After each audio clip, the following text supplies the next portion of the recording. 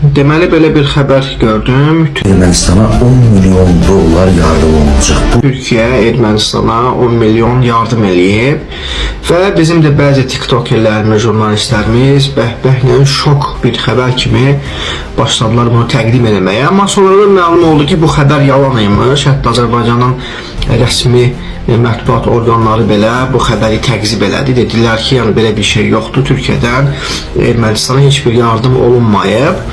Amma mənə maraqlı olan odur ki, bəs bizim bu həmən bəhbəhlə bu yalan xəbəri təqdim edən bəzi o tiktokerlər, bəzi o özünü jurnalist sayanlar niyə eyni intonasiya ilə, eyni formada Azərbaycanın Ermənistana 2025-ci ildə 1 milyarda yaxın onlara mal satmışıq, onlarla ticarət dövrəsi etmişik.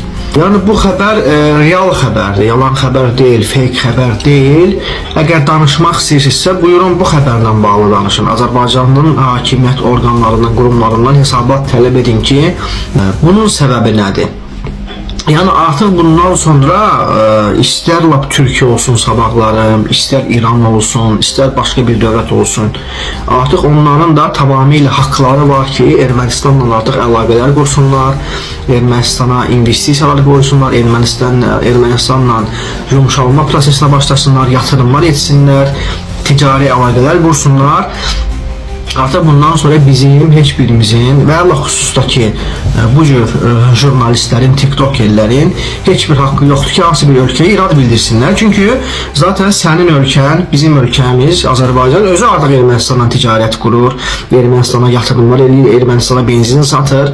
Yəni biz özümüz ediriksə başqa ölkəyə necə irad bildirə bilərik? Başqa ölkədə necə sən onlara heç nə satma, onlarla əlaqə qurma deyə bilərik?